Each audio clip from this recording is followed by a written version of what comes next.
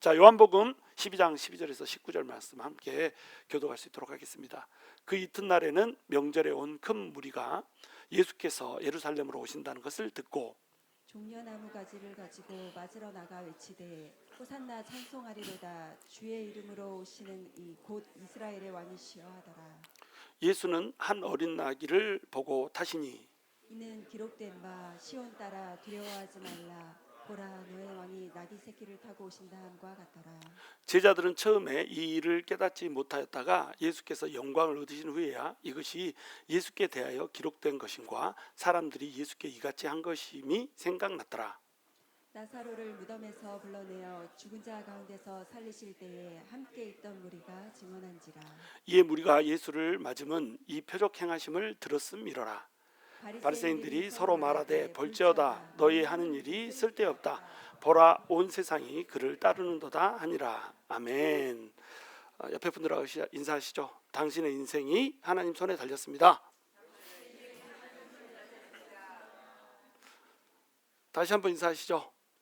축하합니다. 당신의 인생은 안전합니다.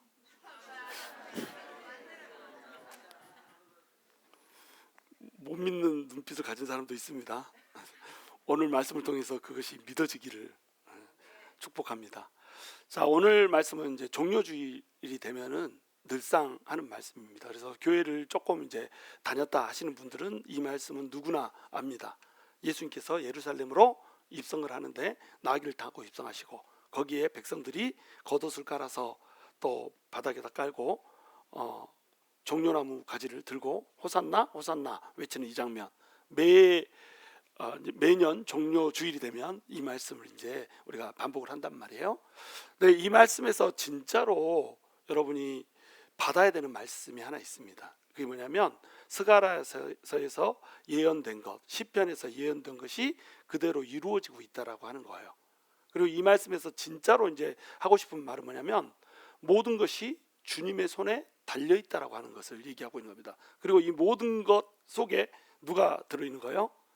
하나님의 것이 되기를 기꺼이 선택한 우리가 이 손에 달려 있다라고 하는 거, 들려 있다라고 하는 거, 이것을 얘기해 주고 있다라고 하는 겁니다. 요한복음은 끊임없이 사람을 둘로 쪼개서 설명을 합니다. 빛에 속한 사람, 어둠에 속한 사람, 세상에 속한 사람, 하나님께 속한 사람, 그리고 영에 속한 사람, 육에 속한 사람. 뭐 로마서까지 이제 들어가면은 아담 계열, 예수 계열. 사람은 두 종류의 사람으로 나뉘는 거예요. 어떤 사람이 있냐면 예수님께 속한 사람이 있고요, 예수님께 속하지 않은 사람이 있습니다. 모든 인간들이 여러 부류의 인간이 있지만 결국 따지면 이 두 부류의 인간으로 결정이 되는 거예요. 근데 예수님께 속한 사람은 예수님께서 어떻게 하신다는 거예요? 끝까지 책임지신다고 하는 겁니다. 예수께 속하지 않은 사람은 예수께서 책임지신다라고 하는 그 약속을 붙들지 않았고 거기로부터 벗어났기 때문에 예수께서 책임져 줄 수가 없다라고 하는 얘기를 하고 있는 거예요. 오늘 이제 이 본문이 어떻게 해서 펼쳐지냐면 이 나사로를 소생시켜주는 일을 예수님께서 하잖아요. 나사로를 소생시켜주는 일은 왜 하셨다고 그랬죠? 예수께서 결국 이 땅에 오신 목적 자체가 뭐라는 거예요? 성전을 새로 세우겠다는 겁니다. 성전을 새로 세운다는 것은 빌딩의 교회, 빌딩의 성전을 세운다는 것이 아니고 누구를 성전으로 세운다는 거예요? 이미 죽었던 사람들, 이제 죽어서 지옥불에 떨어질 사람들, 이 사람들을 구원하셔서 그 사람들로 이루어진 성전을 세우겠다는 거예요.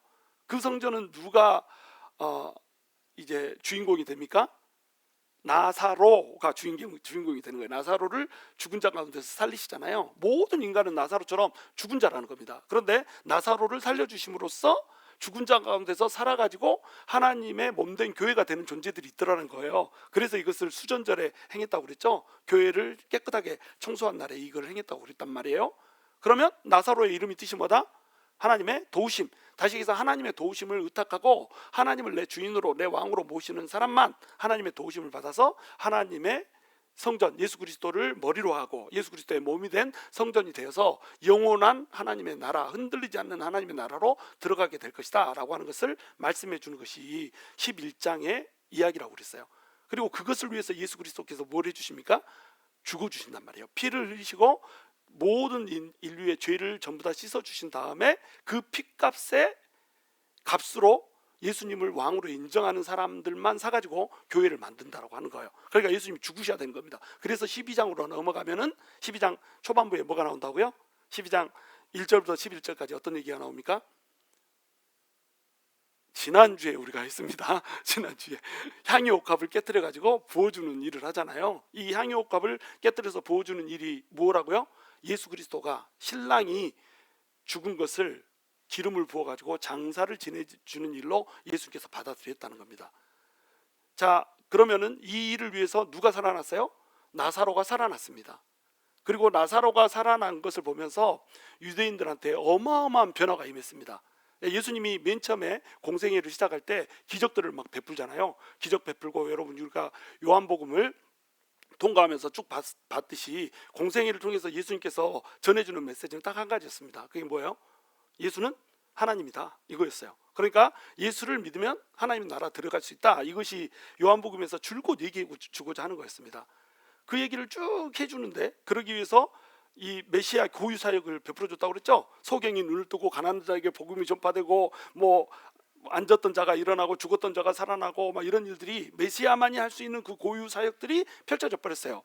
그것을 보면 사람들이 예수님을 뭘로 믿어야 되는 거예요? 메시아로 믿어야 되는 겁니다. 그런데 유대인들이 기다렸던 메시아는 어떤 메시아라고요? 정치적인 메시아를 기다렸던 거예요. 유대인의 왕이 나타나서 유대 왕국을 세우는 그런 메시아를 기다렸습니다. 예수님이 하는 걸 보면은 이 기적을 베푸는 거, 말씀을 전하는 거, 이런 거 보면 분명히 메시아가 맞는 거예요. 메시아가 맞으면은 이 정치적 메시아니까, 그들이 기대했던 건 정치적 메시아니까 무슨 일을 해야 돼요? 군대를 모아야 되는 겁니다. 군대도 모으고 군량미도 모으고 이렇게 해가지고 로마하고 일대 격전을 벌릴 전쟁 준비를 해야 되는 거예요. 근데 분명히 보면은 메시아가 맞는데 전쟁 준비는 안 하는 거야. 내가 생각하는 메시아가 아닌 거예요. 그런데 또 보면은 이 사람이 할 수 없는 일을 하면서 하늘에서 내려온 표적들을 보여주면서 분명히 또 메시아인 것 같은 거야. 그래서 대부분의 유대인들이 갖고 있던 생각이 뭐예요? 기인가? 또 대부분의 유대인들이 갖고 있던 생각이 뭐예요? 미인가? 이런 겁니다. 그래가지고 이 사람들이 거의 고개에 담이 올 정도로 계속 긴가민가랑 긴가민가 목각인처럼 긴가민가 이것만 하고 있는 거예요. 그러고 있는데 나사로를 확 살려버린 겁니다. 죽었던 사람을 살렸던 기록이 그 전에도 있었죠. 그렇죠? 누구를 살렸죠? 자, 첫 번째 살린 사람, 나인성 과부의 아들을 살렸다. 그리고 또 두 번째 살린 사람, 혈루증 걸린 여인 통과하고 나서 회당장 야이로의 딸을 살렸다. 근데 나인성 과부는 어디서 살렸어요? 나인성에서 살렸죠. 나인성이잖아. 나인성이 어디 있어요? 갈릴리 지방에 있습니다. 그러면은 회당장 야이로의 딸은 어디서 살렸습니까? 가나안. 그 가나안 땅이지. 가나안 땅 어디? 가버나움에서 살렸다. 그럼 여기는 다 어디 있어요? 갈릴리에 있습니다. 그러니까 예루살렘 근방에서는 예수님이 사람을 살린 적이 없어요. 소문만 무성해. 소문을 듣고 사람도 살렸다더라. 그러면 메시아가 맞겠는데? 근데 내 눈으로는 안 봤어. 그러니까 어떻게 해요? 긴거? 민거? 민가 이렇게 하고 있는 겁니다. 근데 예루살렘에 와가지고 예수님이 수많은 유대인들이 보는 앞에서, 많은 조문객들이 보는 앞에서 죽어가지고 나흘이 지나버렸어. 썩은 냄새가 풀풀 나. 수건으로 동이고 있어. 이런 사람을 나사로야 나오거라. 딱 그러니까 무덤에서 나사로가 나와버린 거예요. 걸어 나와버려. 수건을 동인 채로 나와버린 겁니다. 앞도 못 보는데 이러고 나와버린 거, 미라처럼 그렇게 나와버린 겁니다. 이것을 많은 유대인들이 봐버렸어. 그리고 이 많은 유대인들이 이제 어떻게 하겠어요? 이걸 가지고 가가지고 내가 봤어. 이건 메시아가 틀림없다. 틀림없이 이 사람은 메시아다. 이 사람이 로마의 압정으로부터 우리를 건지고 유대 왕국을 세워줄 거야. 우리는 이제 끝났다. 게임 오버. 드디어 우리의 왕국이 임한다. 자, 모여라. 막 이렇게 한 겁니다. 바리새인들과 대제사장들도 어땠어요? 이거 메시아가 맞는 거예요. 죽은 사람을 내 눈앞에서 살려버렸어. 그리고 어떤 사람들은 예수를 믿었는데 어떤 사람은 바리새인들한테 가서 보고를 했잖아요. 죽었던 사람을 살려버립시다. 보고를 했잖아요. 그러니까 대제사장들과 바리새인들도 믿어버린 겁니다. 메시아가 맞겠네. 근데 대제사장들과 바리새인들은 이게 예수님이 정치적 메시아면 안 되는 거예요. 왜 그러냐면 전쟁 준비를 안 하고 있다. 가난한 자들한테 복음 전하고 세리들과 창기들과 같이 어울려서 친구처럼 놀고 있고, 그런데 메시아 고유 사역을 해가지고 소경의 눈을 떴으니까 분명히 메시아는 맞는 것 같고, 거기다가 나사로의 죽음까지 살려버렸으니까 나사로를 살리는 그 사건으로 말미암아서 메시아가 맞네 그랬는데, 로마를 향해서 전쟁하는 전쟁 준비는 안 해. 근데 백성들은 예수님을 전치적 메시아라고 믿고 막 모여들기 시작한단 말이에요. 큰일 났어요. 그 시간이 지나면 백성들이 전체가 예수님을 중심으로 모일 판입니다. 그리고 나면 이제 뭐가 벌어져요? 전쟁이 벌어져요. 자, 대제사장들과 바리새인들이 판단했을 때 전쟁 준비를 하나도 안 하고 있는 이 예수와 로마가 막상 전쟁을 하면 누가 이길 것처럼 보여요? 당연히 로마가 이기지. 로마한테 난리가 날 것처럼 보이는 겁니다. 이제 우린 다 죽었다 이거죠. 죽으면은 지금 당장 로마의 속국으로 있으면서 혜택을 누리고 있는 누가? 사두개인들과 대제사장들과 그 다음에 바리새인들이 전부 지금 누리고 있는 기득권들을 내려놔야 되는 겁니다. 전부 내가 누리고 있는 이 풍요를 버려야 되는 거예요. 그러니까 분명히 메시아는 맞는데 이 메시아가 나랑 관련이 없다. 메시아면은 뭐해? 내가 행복하지 않은데. 그러니까 나의 행복과 나의 평안을 위해서, 나의 만족을 위해서, 내 유익을 위해서 이 사람은 죽어야 되겠는 거예요. 그래서 그 시대의 대제사장이었던 가야바가 뭐라고 얘기합니까? 너희가 아무것도 모른도다. 토마스 몰라다 너네가. 그러면서 이 한 사람이 죽음으로써 로마로부터 우리 민족 전체가 사는 것이 유익하도다 이렇게 얘기해 버리잖아요. 근데 그것을 통해서 하나님께서 예언을 해주시는 거죠. 그 시점에 대제사장이 가야바이기 때문에 가야바를 통해서 예수님이 제물로 바쳐지는 것을 예비했다 이렇게 설명하잖아요. 그리고 이제 예수님이 이 베세다에서 예루살렘까지로, 베세다가 아니죠, 베다니에서 예루살렘까지로 이제 걸어오는 겁니다. 베다니에서 예루살렘까지 몇 킬로라고 그랬죠? 몇 킬로? 80kg입니까? 다이어트 생각만 하세요. 몇 킬로미터라고 그랬어요? 2km. 2km면은 나귀를 타고 오고 막 이럴 거리가 아닙니다. 지금은 이제 2km 하면 꽤 멀죠. 저기 운동장 한 10바퀴 돌 정도 거리가 되니까 굉장히 2km 하면 뭐 지금 사람들은 차만 타고 다니까 뭡니다. 근데 제 시대만 해도 2km는 껌이었어요. 제가 아침 등교를 할 때 우리 중학교가 4km 떨어져 있었습니다. 차가 없었습니다. 스쿨버스도 맨날 고장 나가지고 스쿨버스가 배정이 안 될 때가 더 많습니다. 그러면 아침에 4km 갔다가 학교에서 학교할 때 4km 또 걸어옵니다. 매일 걷는 거리가 몇 킬로예요? 8km. 그때 중학생이었다니까요. 14살에 8km 걸어서 왔다 갔다. 다리가 튼실해요 내가. 그래서 지금은 근육이 빠져버렸지만 그러면서도 멀다는 것을 느끼지를 못하고 다녔습니다. 그리고 8km가 너무 이제 멀잖아요. 그러니까 어디를 뚫고 가겠어요? 산을 뚫고 갑니다. 산을 가로질러서 가면은 좀 더 빨라. 그래서 올라갈 때 막 산을 달려 올라갑니다. 산 정상까지. 그래서 산 정상부터 내려갈 때는 어때요? 미끄럼 타고 내려옵니다. 막 교복도 뭐 교복이 따로 있는 게 아니야. 막 교복 껴입고 거기다 교복 이런 거 있잖아요. 막 그 견장 같은 거 달고 있는 막 모자 쓰고 다녔어요. 우리는 이런 거. 여기 이거 달린 거, 왕방울 달린 거, 이거 모자 달린 거 그거 담고 거기 체육복 위에다 담고 산 꼭대기에서 그 내리막길 있죠. 그냥 엉덩이로 아무것도 안 단 채로 그냥 쫙 미끄러져서 내려왔습니다. 똥꼬가 좀 아프다 싶으면은 책가방 깔고 책가방 썰매 타면서 내려오고 막 이렇게 해가지고 그 거리를 단축하고 이랬다니까요. 그리고 밤에 이제 하교하면은 기르면 어떻게 해요? 불이 왔다 갔다 합니다. 어떤 불? 도깨비 불이. 옛날에는 산에다가 이렇게 매립을 했잖아요. 그러면 인가루가 날려가지고 그 인가루가 달빛에 막 비치면 도깨비불이 왔다 갔다. 내 눈앞에서 도깨비불이 이리 슉 하고 날아갔다 저쪽에서 쑥 나타납니다. 그럼 무서워 안 무서워? 그런데 안 무서워 하면서 내가 딱 그 도깨비불을 통과해서 내가 등하교를 했던 그런 인물이니까요. 그런데 그것이 멀었다 안 멀었다? 안 멀었다. 그러면 이 시대는 어떻겠어요? 예수님 시대는 2km는 거저 걸어 다닙니다. 그러니까 나귀를 타고 걸어갈 그런 거리가 아니란 말이에요. 그냥 걸어서 들어가면 됩니다. 근데 이 거리를 베다니에서부터 나귀를 준비해 가지고 어떻게 합니까? 예루살렘에 입성하는데 이 나귀를 타고 들어간단 말이에요. 근데 나귀를 타는데 나귀도 뭐예요? 그냥 어미 나귀가 아니고 나귀 새끼. 그 성경에 보면 새끼 나귀라고 써져 있지 않고 뭐라고 써있냐면 나귀 새끼 이렇게 써져 있습니다. 그래서 나귀 새끼를 타고 지금 예수님께서 들어간단 말이에요. 그 나귀 새끼를 갖고 들어가려다 보니까 나귀가 젖을 아직 안 뗐잖아요.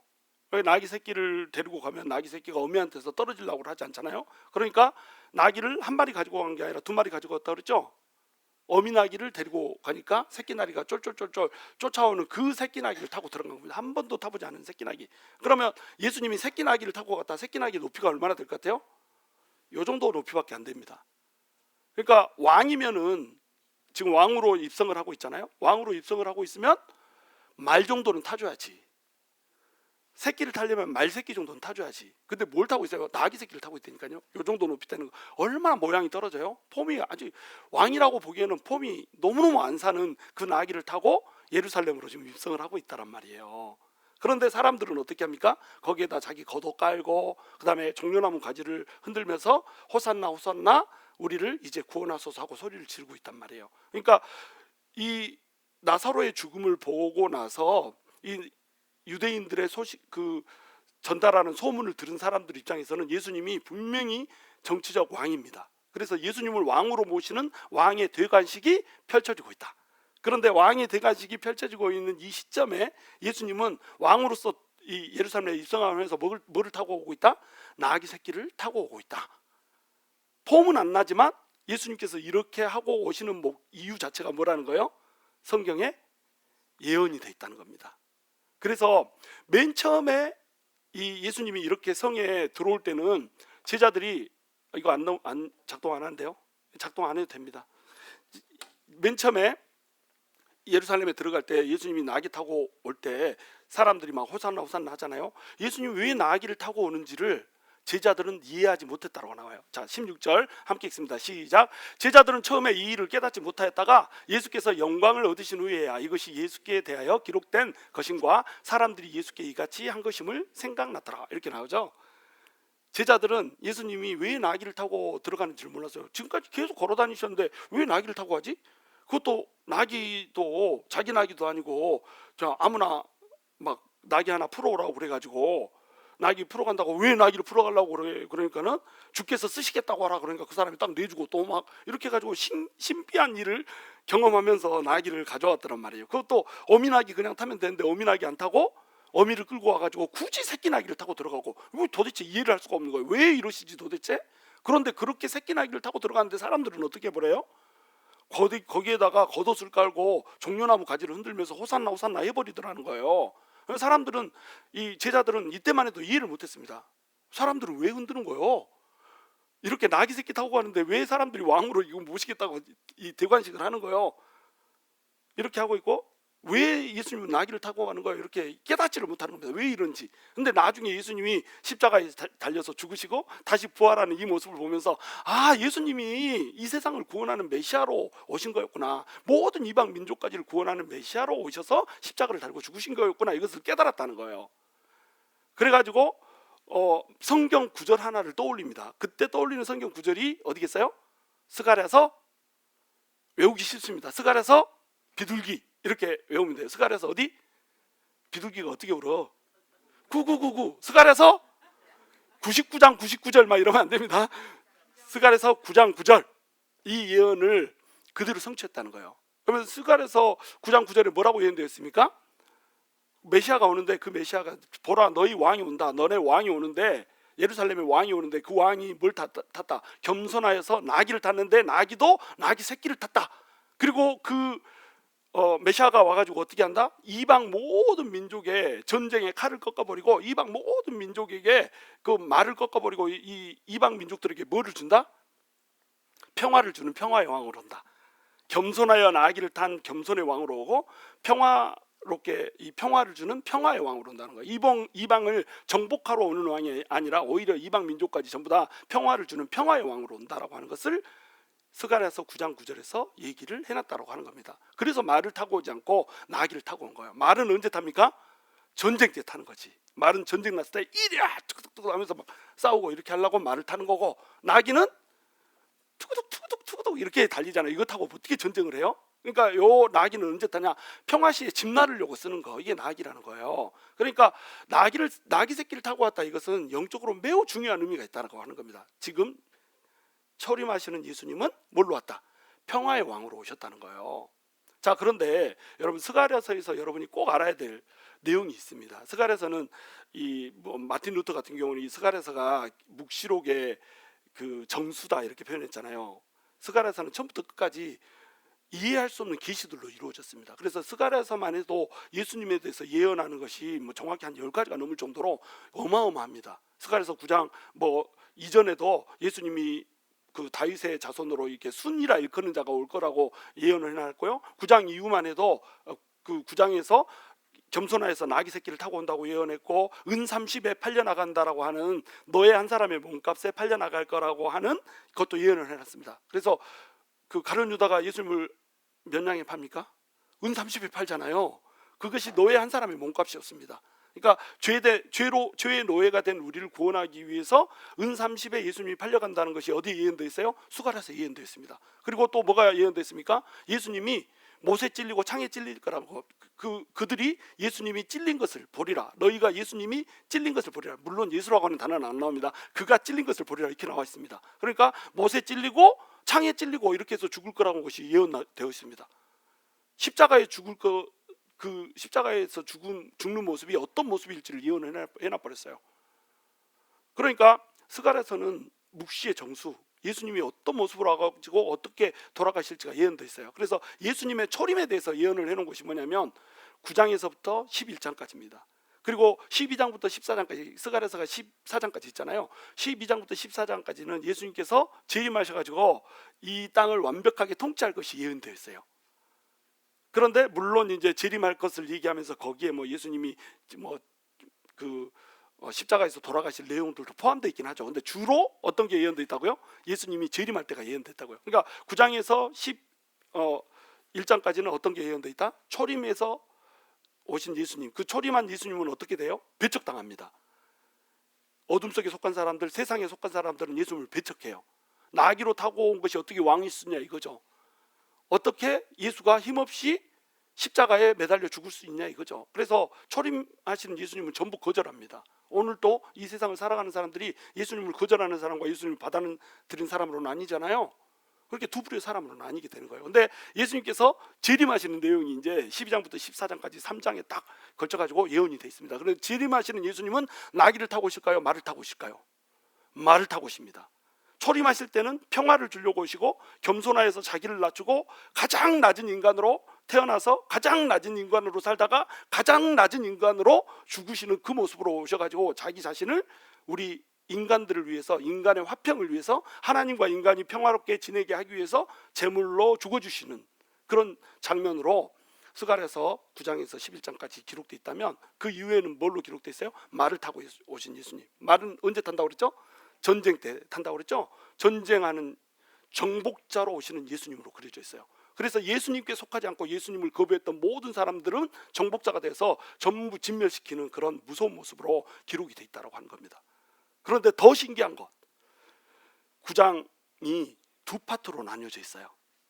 9장이 1절부터 8절까지, 9절부터 17절까지 두 파트로 나뉘어져 있습니다. 그래가지고 1장부터 8절까지 예수님이 아닌 다른 왕 한 명을 소개를 시켜주고 있어요. 두 명의 왕이 그러니까 예언되어 있는 겁니다. 이것이 어떤 왕인가? 자, 이 왕은 어떤 왕이냐면 저기 북동쪽에 있는 다메섹, 그러니까 시리아 지방을 완전히 정복하고 올 왕입니다. 시리아 사람들이 너무너무 교만해가지고 우리는 진짜 힘이 좋다 막 이러고 있는데 그 교만한 것들을 꺾고 오는 왕이 있어요. 그리고 이제 더 내려가지고 이 서쪽으로 가면서 레바논을 짓밟아 버리는 왕입니다. 그리고 레바논을 짓밟고 나서 더 서쪽 아래로 내려가지고 블레셋까지 다 짓밟아 버리는 이런 왕으로 오는 거예요.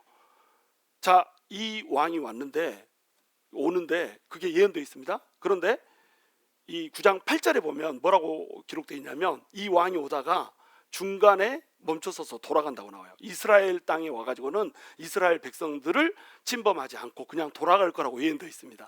어떻게 예언되어 있냐면, 내 눈이, 여호와의 눈이 친히 그들을 보호해서 그 왕이 다시 돌아간다, 이렇게 예언이 되어 있어요. 자, 이 왕은 어떤 왕일까요? 스가랴가 언제 기록되어 있죠? 스가랴서가 BC 한 480년경 이때 기록됐습니다. 이때로부터 150년 후에 제국이 하나 일어납니다. 그러니까 스가랴는 언제 스가랴서를 기록하냐면 제국으로 치면 페르시아 제국 때에 이 일을 기록했습니다. 자, 페르시아 제국 다음에 어떤 제국이 오죠? 페르시아 제국 다음에 어떤 제국이 옵니까? 이거 대답 못하면 나 속상할 것 같아. 헬라 제국이 오죠. 헬라 제국이. 헬라 제국을 세운 사람은 알통 아니고 알렉산더. 알통 아니까 제일 크게 웃어. 우리 알통 많으신 우리 이미정 집사님. 알통이 아니고 알렉산더가 오는 거예요. 근데 그 알렉산더가 올 때 실제로 이 일이 일어났습니다. 알렉산더가 위에서부터 막 침범해 내려와서 이게 세상을 정복하잖아요. 가장 빠른 시간 내에, 단시간 내에 가장 빠른 속도로 세상을 정복한 게 누구였냐면 바로 헬라의 알렉산더 대왕이었어요. 근데 이 알렉산더 대왕이 이제 이스라엘을 치려고 정복하려고 딱 내려오고 있단 말이에요. 그런데 이 이스라엘을 치려고 오고 있는 그 통에 이 유대인들이 성경을 읽은 겁니다. 근데 알렉산더가 이 세상을 정복하기 150년 전에 기록된 스가랴서가 있는 거예요. 이 스가랴서의 9장 1절부터 8절에 보니까 이 레바논도 정복하고 다메섹도 정복하고 블레셋도 정복하는 제국이 나타난다고 그러는데 페르시아 이후에 그런 제국이 나타나질 않았죠. 이미 페르시아가 통치하고 있으니까. 근데 진짜로 제국 하나가 나타나서 그 일들을 그대로 하고 있는 자들이 있더라는 거예요. 뭔 소리죠? 뭐 띵동 소리가 막 나버리네요. 자, 그러면은 그 일은 언제 일어났다는 거예요? 헬라 제국 알렉산더 때 일어난 겁니다. 그 뭐 다른 일이 아니야. 바로 페르시아 제국 때에 그 일이 예언되어 있기 때문에 그 다음에 일어나는 첫 번째 사건은 누구 사건이에요? 알렉산더 대왕 때 사건이라니까요. 그것이 그대로 이루어지고 있는 겁니다. 그러니까 깜짝 놀랐어요. 그래가지고 대제사장이 제사장들을 데리고 나가가지고 알렉산더 대왕이 오는데 그 앞에서 하나님의 말씀을 낭독을 한 겁니다. 저기 침공하는 건 좋은데 침공하기 전에 이 말을 좀 들어주시오. 이렇게 가지고 이 스가랴서 9장 1절부터 8절까지의 내용을 쫙 읽고 이렇게 예언이 됐습니다. 근데 이 예언이 바로 당신에 대한 예언인 것 같은데 어떻게 하실랍니까? 그랬더니 알렉산더 딱 듣고 보니까 세상에 자기가 태어나기 150년 전에 이미 성경에는 자기에 대한 얘기가 기록되어 있고 그 얘기대로 이루어지고 있는 거예요. 그리고 자기가 돌아간다고 써져 있는 겁니다. 여러분이 대왕이면 어떻게 하겠어요? 강원도 땅만큼만 요 조그만 나라 먹는다고 자기를 150년 전에 예언해 놓은 그런 그 예언을 딱 무시하고 그냥 정복해 버리겠어요?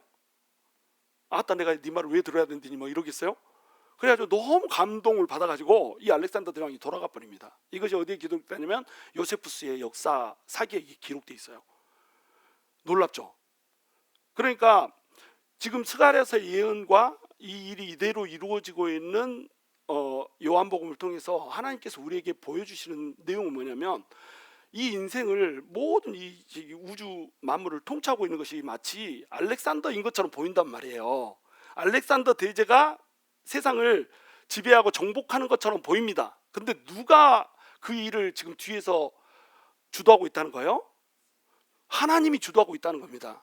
모든 세상의 주도권을 하나님이 잡고 있다는 것을 너무나도 명확하고 선명히 보여주고 있다는 거예요. 하나님의 계획이 아니면 이 일들은 이루어지지 않습니다. 이 일을 보고 여러분 이제 오늘 본문에 보시면 19절에 한번 읽어보시죠. 시작. 바리새인들이 서로 말하되 볼지어다 너희 하는 일이 쓸데없다. 보라 온 세상이 그를 따르는도다 하니라. 사람들이 예수님이 메시아가 맞네. 그리고 막 모든 사람들이 막 따라갔습니다. 그래가지고 예수님이 돌아가시기 바로 5일 전에, 지금 종료주일이잖아요. 예수님이 돌아가시기 바로 5일 전에 사람들이 예수님을 왕으로 모시고 막 왕의 대관식을 해버리고 이러는 겁니다. 막 흔들고 난리가 났어요. 그렇죠? 그렇게 난리가 나니까 야 끝났어. 사람들이 다 이미 이 사람들을 정치적 메시아로 모셔버렸다. 이제 우리가 하는 일이 쓸데없다. 우리는 예수를 잡아서 죽이려고 했는데 쓸데없는 일을 우리가 하고 있네. 사람들이 이미 온 세상이 그를 이미 따라버리네. 끝났어. 이러고 절대적인 좌절을 해버립니다. 이 사람들은 뭘 깨달은 거예요? 내 힘으로 내 계획대로 되는 것이 없네. 내가 예수를 죽이려고 했는데 예수를 죽이는 일이 허락되지 않았네. 그래가지고 절대적인 좌절을 해버린다니까요. 근데 예수님이 어떻게 돼요? 나중에 또 이들 손에 잡혀서 죽잖아요. 가야바가 예언한 것처럼, 부지 중에 예언한 것처럼 한 사람이 죽음으로써 로마로부터 이 모든 민족이 사는 거, 한 사람이 죽음으로써 모든 사람이 사는 것이 그대로 예언이 이루어져 버리잖아요. 그러니까 예수님이 죽으신 것은 사실은 유대인들이 예수님을 십자가에 못 박아서 죽인 게 아닙니다. 빌라도가 예수님을 십자가에 못 박아서 죽인 게 아니에요. 그들은 그들의 계획을 그렇게 잡았지만, 유대인들은 예수님을 처형하자 이렇게 계획을 잡았지만 자기의 뜻대로 할 수가 있었어요, 없었어요? 할 수 없었습니다. 그런데 포기했을 때 또 어때요? 하나님이 그렇게 되게 상황을 만들어 버렸습니다. 그래서 예수님이 십자가에서 죽게 만들어 버렸단 말이에요. 그러면 예수님을 죽인 것은 누구예요? 유대인이에요? 빌라도입니까? 로마의 군병들입니까? 아니에요. 하나님이 죽인 겁니다. 하나님이 예수를 우리를 위한 희생 제물로 주겠다라고 계획하셨고, 그 계획들을 우리한테 계시하셨고, 하나님의 계획과 하나님의 계시대로 하나님이 예수님을 죽인 거예요. 근데 그 예수님이 누구십니까? 요한복음에 의하면 하나님이다. 그러니까 하나님 자신이 내려오셔가지고 인간을 위해서 죽겠다라고 약속해놓고 그 약속대로 그냥 죽어버린 겁니다. 그러니까 예수님의 죽으신 이 예수님의 죽음의 사건은 타살이 아니요, 뭐예요? 자살 사건입니다. 타살을 위장한 자살 사건이에요. 그래서 예수님이 내가 죽지 않을 거야 이렇게 생각하면 그냥 안 죽게 되는 거예요. 근데 예수님이 내가 죽을 거야 그러면 그들이 포기했어도 죽게 되는 겁니다. 그러니까 모든 것은 누구의 손에 의해서 흘러가요? 하나님의 손에 의해서 흘러간다니까요. 이 스가랴서의 이 예언 말고 비슷한 일들이 또 벌어졌었어요. 헬라 제국 이전에 어떤 제국이 있었죠? 방금 설명했잖아요. 헬라 제국 이전에 뭐 페르시아 제국이 있었잖아요. 페르시아 제국이 이전에 어떤 제국이 있었습니까? 바벨론 제국이 있었죠. 그 바벨론 제국이 이 세상을 막 통치하면서 바벨론은 절대 망하지 않을 거라고 생각했습니다. 근데 바벨론이 유대인들을 3차 포로로 끌고 간 지 70년 만에, 그러니까 바벨론 대제국이 제국이 형성된 100년이 안 돼가지고 바벨론 제국이 망해버립니다. 이 바벨론 제국이 망하기 또 150년 전에 이 바벨론 제국이 멸망할 것을 예언한 사람이 있습니다. 누굽니까?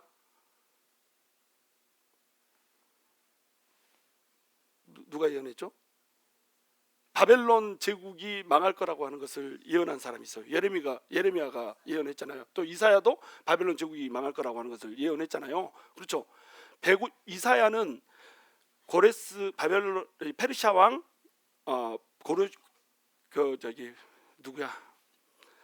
페르시아 왕 고레스가 이게 등장하기 몇 년 전? 150년 사람입니다. 스가랴도 알렉산더 왕 등장하기 몇 년 전? 150년 전 사람입니다. 신기하죠?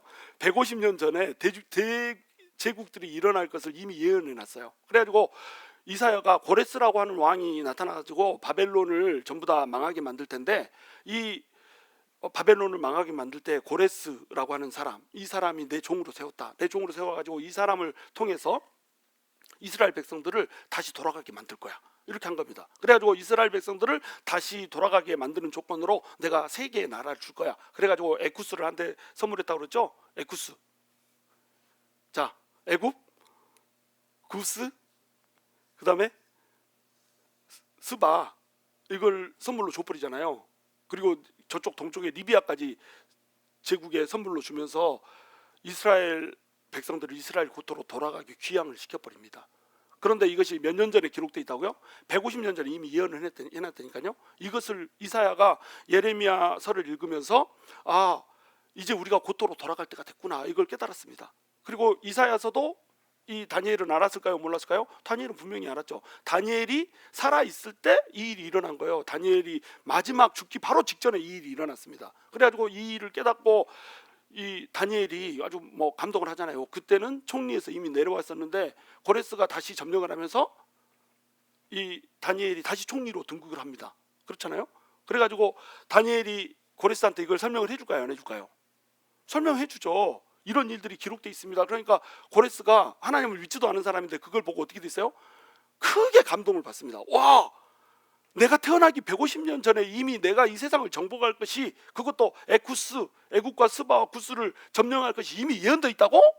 화들짝 놀랐습니다. 그 화들짝 놀란 가슴 속으로 뭐가 임해버렸어요? 성령님이 훅 임해버렸습니다. 그래가지고 성령님이 감동을 주신 거예요. 야, 이스라엘 백성들 돌아가게 해라. 네 돈으로 걔네들 성전 지어주고 네 군대 같이 보내가지고 얘들 보호해줘라. 그래가지고 자기 군대로 이 백성들을 보호해가지고 돌아가게 만들어주고 자기 돈 들여가지고 성전 지으라고 돈까지 줘버렸다니까요.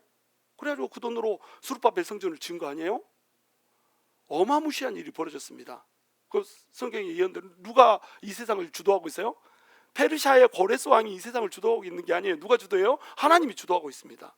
바벨론 때도 마찬가지죠. 바벨론 왕이 이제 이 세상을 정복했습니다. 그 느부갓네살이었죠. 느부갓네살이 이 세상을 정복하니까 자기가 이 세상을 잘나가지고 정복한 줄 알았어요. 그래서 내가 잘나서 이 세상을 정복했지 막 이렇게 교만했을 때 하나님이 느부갓네살한테 꿈을 하나 보여줍니다. 이 꿈을 도무지 해석할 능력이 없네. 그래가지고 다니엘한테 이제 물어보죠. 이 꿈이 도대체 무슨 뜻이냐? 그랬더니 다니엘이 이제 예언을 해주죠. 당신이 짐승처럼 돼가지고 풀 뜯어먹고 살다가 정신이 돌아왔을 때는 하나님을 찬양하게 될 겁니다. 이렇게 해가지고 그 예언대로 어떻게 됐습니까? 느부갓네살이 진짜로 소처럼 돼가지고 들에 나가서 풀 뜯어먹고 사는 거예요.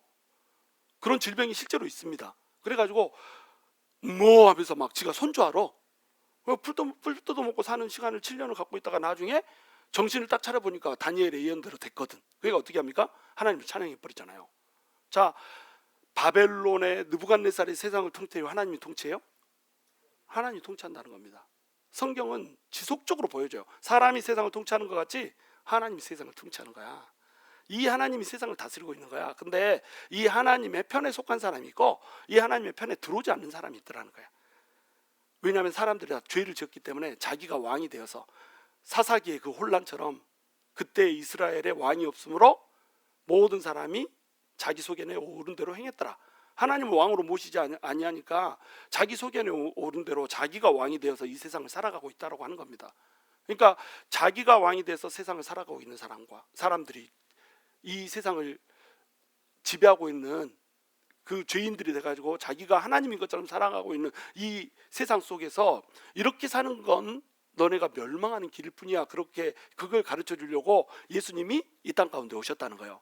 예수님께서 이 땅 가운데 오실 때 어떻게 오셨다는 거예요? 나귀를 타고 겸손의 왕으로 오셨다는 겁니다. 근데 나귀를 타고 오셔가지고 뭐 한다고요? 이방 모든 민족에게 뭘 가르쳐 주세요? 평화를 주시려고 오셨다는 거예요. 그때 사람들이 예수님을 받아들이는 사람이 있습니다. 그것도 어디에 예언되어 있을까요? 시편 118편 25절에 그것이 정확히 예언되어 있습니다. 야, 호산나 호산나 흔들잖아요. 호산나가 무슨 뜻이에요? 구원하소서라고만 얘기하면 어디까지 얘기하냐면 호시까지 얘기했습니다. 이게 호산나가 두 글자로 되어 있어요. 호시, 안나 두 단어로 들었습니다. 자, 호시는 무슨 뜻? 구원하소서. 방금 호시를 얘기했어요. 안나는 뭡니까? 애기 안나? 안나는 뭐요? 호시 안나인데 안나는 무슨 뜻이에요? 이제라는 뜻입니다. 이제 구원하소서 이렇게 되어 있어요. 자, 구약 성경에는 이제 구원하소서라고 하는 그 문장이 딱 나오는 데가 있습니다. 어디입니까?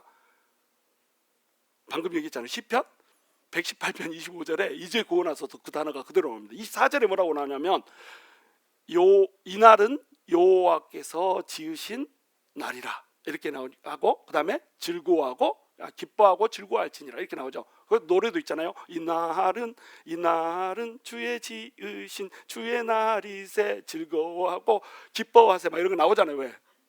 모르세요? 이 노래로 모르면 어떡해. 말이 안 통하네.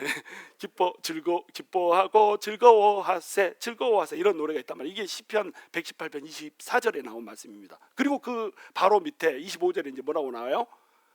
여호와여 이제 구원하소서, 여호와여 이제 형통하게 하소서. 이 구절이 25절에 딱 나오는 거예요. 이 말씀대로 시편 118편 25절에 나온 말씀대로 이스라엘 백성들이 어떻게 했다는 거예요? 스가랴의 예언대로 나귀 타고 예수님을 보고 이스라엘 백성들이 시편 118편 25절에 나오는 대로 호시안나 호시안나 이제 구원하소서 이렇게 흔들었다는 겁니다. 제자들은 그때는 당시에는 이게 뭔 말인지 몰랐어요. 왜 이런 일이 벌어진지 몰랐습니다. 근데 예수님이 십자가에서 죽고 부활하실 때에 이게 이 예언이 성취되는 거였구나 이렇게 생각했다는 거예요. 그래서 그 제자들은 어떤 길을 선택했습니까?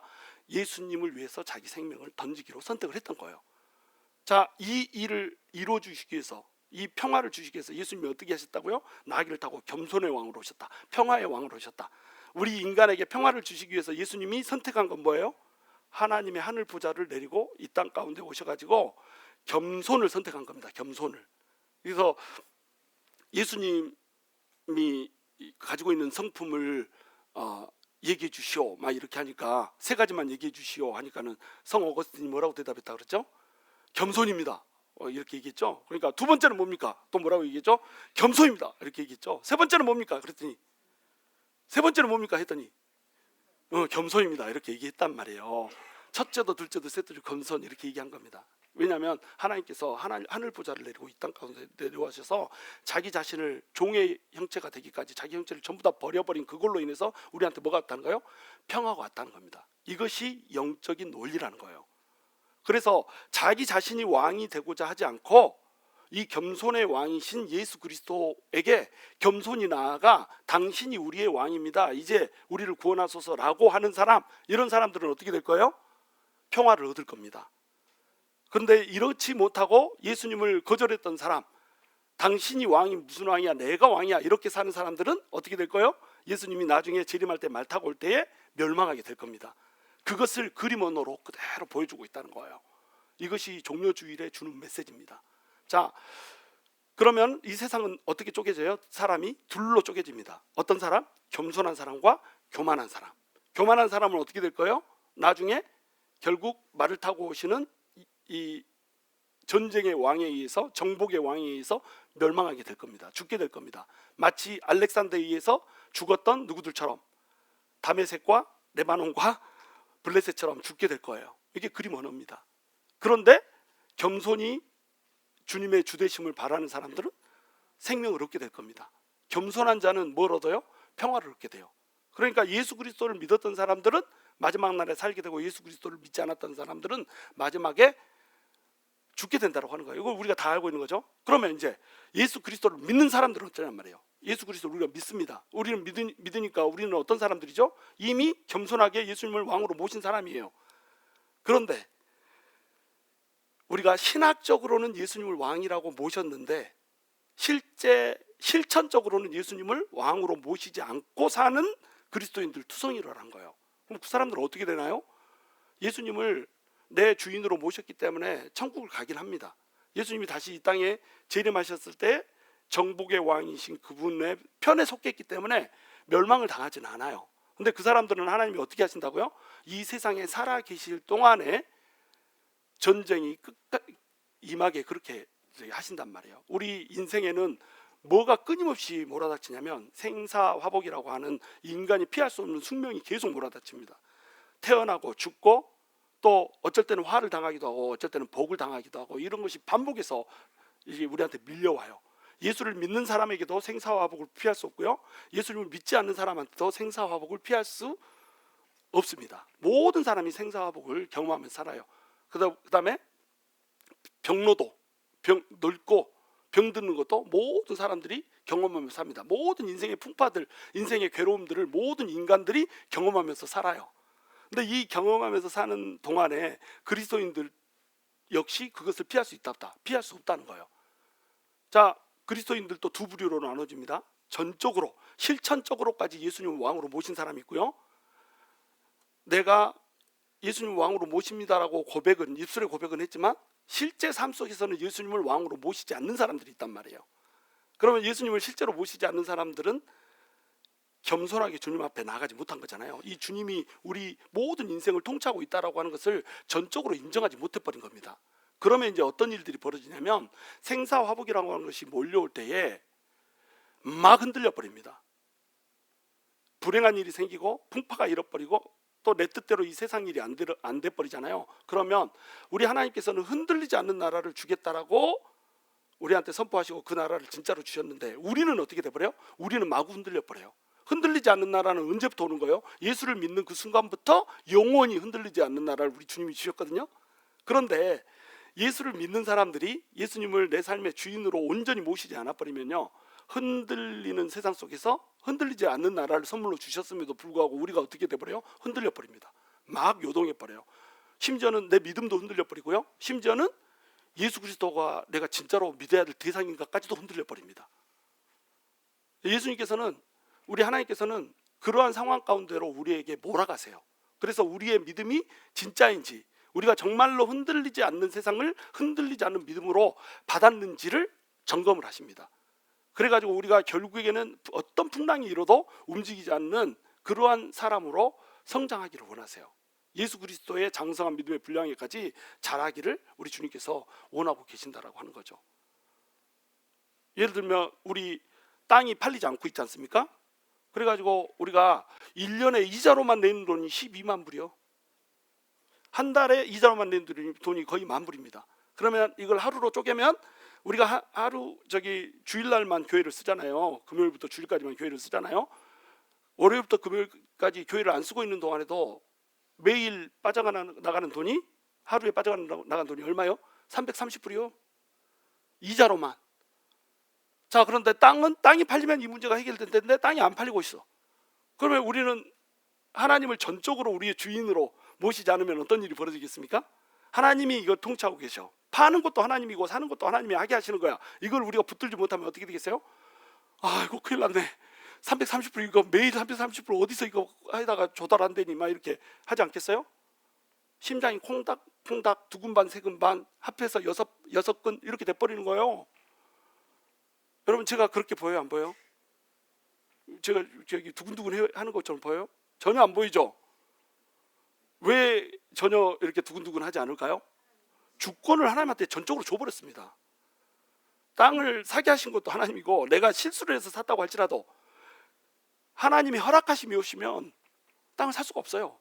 땅을 파는 것도 하나님이 허락하시는 바가 없으면 땅을 팔 수가 없습니다. 지금 얼마나 많은 사람이 땅에 관심이 있어가지고 막 문의해 왔다가 취소하고 이런지 몰라요. 그러면 우리는 어떻게 생각합니까? 주님 팔아주셔야 되는데요. 이렇게 할 필요 없다는 겁니다. 주님의 때에 주님이 파시는 거예요. 이것이 전적으로 주님을 믿는 자의 힘입니다. 그게 파워예요. 흔들리지 않습니다. 가정생활도 마찬가지예요. 우리가 가정생활을 할 때 내 뜻대로 안 되잖아요. 오늘도 내가 차를 타고 내려오는데 교통사고가 났어요. 내가 사고가 난 게 아니고 앞에 교통사고가 나가지고 앞이 all lane closed, 모든 레인이 전부 다 닫혔습니다. 일부 예배를 나오고 있는 길목에 그렇게 돼가지고 내가 찬양팀한테 급하게 메시지를 보냈어요. 혹시라도 시간 안에 도착 못하면 예배 인도를 해주십시오. 이렇게 이제 보냈단 말이에요. 다행히 이제 길이 뚫려서 왔는데 우리 차 안에서 어땠을까요? 길이 다 막혀가지고 못 내려가고 있습니다. 발을 동동동동 구르죠. 그렇죠? 내 능력으로 내가 이걸 뚫고 올 수 있는 능력이 있어 없어? 길만 하나 막혀도 내 능력으로 뚫고 올 수가 없습니다. 그래서 내가 내 차에 장착되어 있는 날개를 뺄까 한참 고민을 했어. 내 차에 날개가 장착돼가지고 딱 버튼 누르면 하고 나오거든요. 한 시간 후에 펼쳐져. 하도 천천히 펼쳐져. 과학이 발달 안 했어. 이미 펼쳐도 이제 늦을 것 같아서 내가 날개를 안 펼쳤는데 잘 못 믿으시네요. 웃으라고 한 얘기입니다. 하여튼간 내가 그 차 속에서 발을 동동동 구르면서 할 수 있는 게 있어요, 없어요? 할 수 있는 게 없습니다. 아무것도 할 수 없어요. 이게 전적인 무능력이에요. 인간은 자기 운명 앞에서 전적으로 무능력합니다. 우리 교회가 새로 건물을 사고 이전하면은 교회가 부흥할 거라고 얘기합니다. 사람들이. 근데 지금 현재는 어떻고 있습니까? 오히려 사람들이 더 들어온 게 아니라 빠져나갔습니다. 들어오고 나서 몇 명이 더 빠져나갔어요. 그러니까 이제 또 부흥 안 한대요. 그러니까 우리 성도님들 또 얘기합니다. 리모델링이 끝나고 나면 들어올 거라는 거야. 여러분 저랑 내기할래요? 내기할 수 있겠어요? 돈 걸 수 있겠어요? 100불 네? 100불 걸려면 걸 수 있겠죠. 한 10만 불 걸려면 걸 수 있겠어요? 자, 지면은 10만 불 내놓으십시오. 이러면 걸 수 있겠어요? 난 못 걸어. 난 못 겁니다. 장담할 수 없어요. 미래일을 우리가 어떻게 알아요? 장래일을 어떻게 합니까? 우리 교회가 잘 될지 못 될지, 하나님이 어떤 계획을 가지고 있는지 우리가 어떻게 합니까? 전혀 우리는 알지 못합니다. 그렇죠? 기도 안 해서 우리 하나님이 기도 때문에 움직이시는 분은 또 아니십니다. 자, 우리 하나님이 우리를 전적으로 붙들고 있다는 생각을 못 해버리잖아요. 그러면 이 불투명한 미래 속에서 우리는 불안하고 살떨리고 초조해할 수밖에 없어요. 근데 하나님한테 전적으로 의지를 해버리잖아요. 하나님이 주권을 다 가지고 있습니다. 하나님이 주인이십니다. 키우는 것도 주님이시고 뭐 없애는 것도 주님이시고 주신 것도 주님이시고 걷어가는 것도 주님이십니다 라고 하는 걸 전적으로 인정을 해버리잖아요. 미래일은 우리가 알 수 없어요. 이 교회가 어떻게 될지 미래일을 우리가 장담할 수 없습니다. 이렇게 우리가 이것을 전적으로 주님한테 맡겼기 때문에 미래에 우리는 잘 될 겁니다, 이렇게 우리는 장담할 수 없어요. 전적으로 주님한테 맡긴다고 해서 형통이 오지 않아요. 무슨 얘기인지 이해되세요? 생사화복을, 생로병사를 우리 인간이 자기가 조작할 수 없다는 겁니다. 그런데 예수님한테 전적으로 주권을 맡겨버리면 우리한테 뭐가 와요? 평화가 오는 거예요. 평화가. 평화로 하늘 위에서 내려오네. 어떤 상황이 펼쳐져도 우리가 흔들리질 않는 거예요. 흔들리지 않는 나라를 하나님이 주셨으니까 우리도 흔들리지 않는 믿음으로 나아가면 흔들리지 않는 평안을 하나님께서 우리에게 주시는 겁니다. 물론 거기에다가 하나님이 흔들리지 않는 그 교회 성장 부흥도 뭐 줄 것이라고 하면 저는 믿어 의심치 않아요. 우리 주님께서 성장시키실 겁니다. 근데 그렇지 않는다 할지라도 여러분 흔들리지 않고 믿을 수 있냐 이거예요. 그게 그리스도인이거든요. 교회도 그렇습니다. 우리 성도들이 제 뜻대로 다 되는지 아세요? 요 앞에다가 우리 저기 그 교회 그 벤치 만들어 놨잖아요. 벤치 나무로 막 만들어 놨을 때 이쁘다 그랬습니다. 까만색으로 칠했어요. 그랬더니 어머 이걸 왜 까만색으로 칠했대? 이 전 것이 더 이쁜데 막 이렇게 합니다. 어떤 사람은 까만색이니까 더 이쁘네 막 이렇게 합니다. 벌써 벤치 하나 가지고 의견이 갈렸다. 그 앞에 리빙 스프링 까만색으로 칠해놨습니다. 그러니까 벽돌에 다 까만색이 쌓이고 아유 그게 고풍스럽고 좋네 막 이런 사람이 있는 반면에 아따 색깔이 좀 밝았으면 좋겠다. 핫핑크나 달지 뭐 파란색이나 달지 막 이런 사람들이 있습니다. 그 펜만 하나 가지고 의견이 갈렸다. 그리고 리빙 스프링 써져 있는데 글자가 잘 안 보인다. 좀 크게 달지 왜 이렇게 조그맣게 달았냐. 근데 조그마니까 아담하니 좋네. 벌써 펜만 하나 아니고 의견이 2번 갈렸다.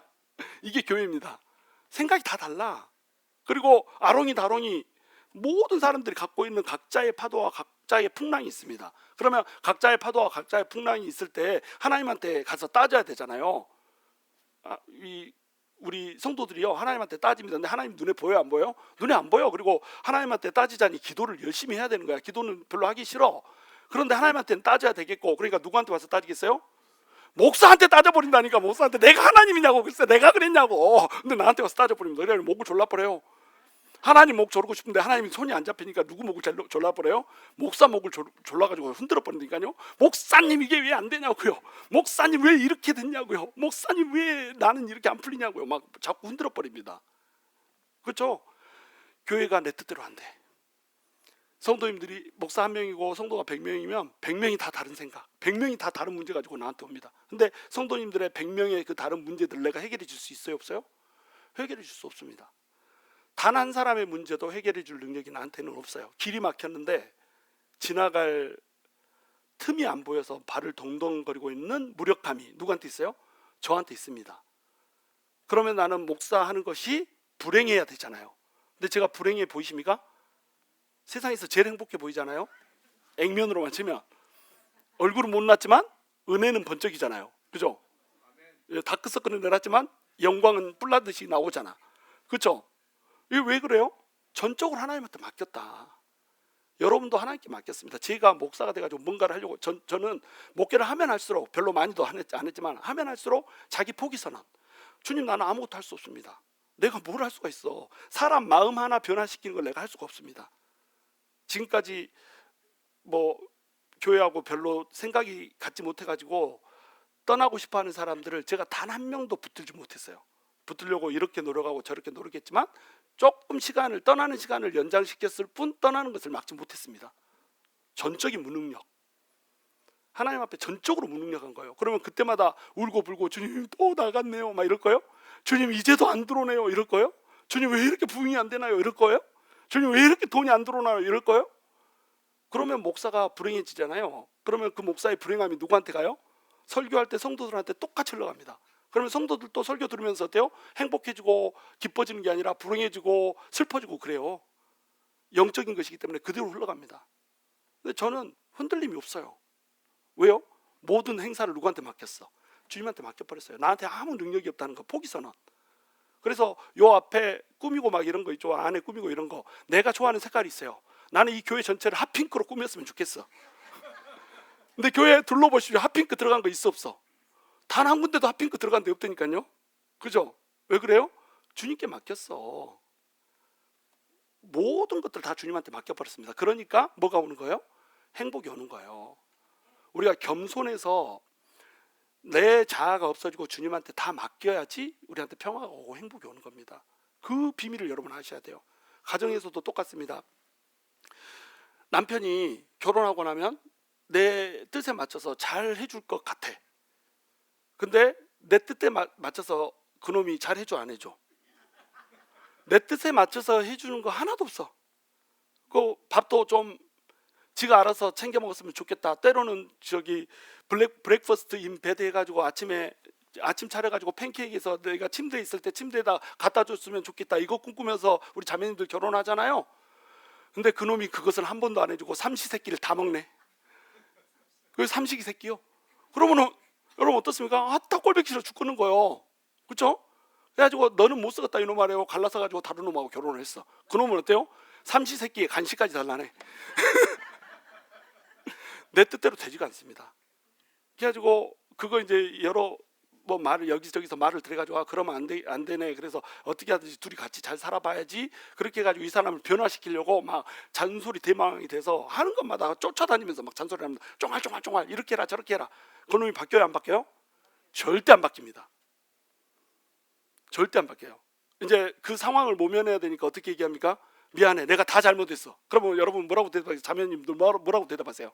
뭘 잘못했는데? 이렇게 합니다. 그러면 형제가 이제 뭐라고 얘기해요? 아이 다 잘못했어. 모르는구만 이렇게 얘기합니다.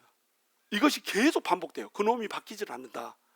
자 그러면 어떻게 할 거예요 여러분? 모든 것을 그 남편을 여러분이 컨트롤할 수 있어요? 그럼 컨트롤 못합니다. 하나님도 그 영혼한 사람의 마음을 컨트롤 못해. 왜? 자유의지를 줬거든요. 자유의지를 줘서 그 마음이 자기 스스로 결정해서 자기가 나오게 자기가 변화되게 이렇게 만들었거든요. 하나님도 그 속에 들어가서 변화시키지 못하는 마음을 자매가 형제를 변화시킬 수 있다고요? 포기하십시오. 포기해야 됩니다. 주님한테 전적으로 맡기고 내 자아를 완벽하게 포기해야지 비로소 내 마음에 행복이 오는 거예요. 내 마음이 평안해지고 행복해지잖아요. 그러면 그놈은 변화가 없는데 그놈한테 요구하지 않는다니까요. 이거 해주세요 저거 해주세요 얘야 이렇게 해라. 다른 남편들은 다 이렇게 한다. 집에 가보면 그놈도 똑같이 그렇게 살고 있어. 무슨 얘기인지 이해가 되시죠? 우리 저기 남편들도 마찬가지예요. 아내가 내 뜻대로 해주지 않잖아요. 아침에는 뭐 저기 낮에 동안에는 뭐 요조 숙녀고 밤에는 막 요부가 돼가지고 막 이렇게 막 나를 다 만족시켜 줄 것처럼 환상을 갖고 결혼하잖아요. 근데 그렇게 해주는 남편 하나도 없습니다. 텔레비에 나오는 본부장님, 뭐 팀장님, 뭐 회장님 막 이런 사람들이요 드라마니까 있는 거야. 실제는 없어. 그거 보고 그거 기대하면서 사니까 어때요? 행복이 임하지 않는 거예요. 근데 우리 인간들이 전부 예수를 믿었다고 하면서도 뭘 추구해요? 나의 행복을 추구하고 나의 번영을 추구하고 나의 유익을 추구하고 심지어는 하나님의 말씀, 예수님의 말씀까지도 인용해 먹으면서 모든 세상이 나를 중심으로 돌아가고 나의 만족을 충족시켜주는 방향으로 돌아갈 거라고 이렇게 기대를 한단 말이에요. 그것을 우리가 뭐라고 부릅니까? 교만이라고 부르는 겁니다. 내가 살아있잖아. 내 형체가 남아있고 내가 높아져 있잖아. 내가 뭔가를 받아야 되는 존재로 살고 있잖아요. 그걸 우리 주님이 교만이라고 부르는 거예요. 그것이 흔적도 없이 형체도 없이 깨져야 되는 겁니다. 그래서 주님 앞에 나아가고 주님께 모든 것을 맡겨드리는 거예요. 나의 행복은 내 유익은 주님으로부터만 오는 겁니다. 완벽한 포기선을 해야 그때에 행복이 임하는 거예요. 그놈이 변하지 않아도 나한테 행복이 오는 겁니다. 그런데 그렇게 행복하게 내가 살잖아요. 그러면 그놈이 바뀐다. 여러분 이 원리를 아시기 바랍니다. 형통이라고 하는 것은 어떻게 오는가? 전적인 포기선에서 오는 거예요. 우리 예수님을 완벽하게 주인으로 인정해 주는 그 곳에서 평화가 오는 거고 변화도 오는 겁니다. 여러분 오늘 이 말씀을 통해서 여러분 전체를 갈아서 없애는 은혜가 있었으면 좋겠어요. 우리는 뭐 아무것도 안 해야 됩니까? 하나님의 방식은 사람입니다. 그래서 알렉산더가 쳐들어갈 때 대제사장과 제사장들이 서가지고 하나님 말씀 낭독하잖아요. 고레스가 왔을 때 고레스 앞에 서가지고 다니엘이 이 말씀이 기록되어 있다고 얘기해 주잖아요. 이런 인간적인 노력들을 하는 겁니다. 그런데 뭐 안에서 하는 거예요? 주님한테 모든 주권을 넘겨드리는 안에서 내가 할 도리를 하는 거예요. 주님한테 주권을 안 넘겨드리고 내가 내 인생을 경영하려고 하고 내가 내 인생에서 만나는 모든 이 문제들을 통치하려고 들고 컨트롤하려고 들으니까 나한테 경영할 능력이 있어 없어? 없어. 없는데 내가 하려고 해. 주님이 내 삶 가운데로 내 인생 가운데로 내 문제 가운데로 들어올 어떠한 여력도 남기지 않고 내가 다 하려고 해. 그러니까 주님이 일할 공간이 있어요 없어요? 일할 공간이 없어요. 그러니까 여러분 인생이 평화를 잃어버리고 형통을 잃어버리는 겁니다. 예수를 믿었는데 불행한 이유 주님한테 전적인 주도권 안 준 거예요. 내가 뭔가를 할 수 있다고 생각하는 겁니다. 그것이 우리를 불행하게 만들고 그것이 우리에게 문제의 구덩이에서 헤어나올 수 없게 이렇게 만들어버린다는 거예요. 여러분 오늘 결단하십시오. 내 인생을 통째로 전적으로 하나님한테 다 맡겨드리고 내 존재는 단 하나도 남게 형체를 갈아 없애겠습니다. 이것이 여러분이 왕을 맞이하는 자세고 그 왕과 함께 왕권을 영원히 누리는 길이라고 하는 것, 그것이 유일한 길이요 다른 길은 없다는 것, 이것을 알게 되는 은혜가 있게 되기를 주님의 이름으로 축원합니다.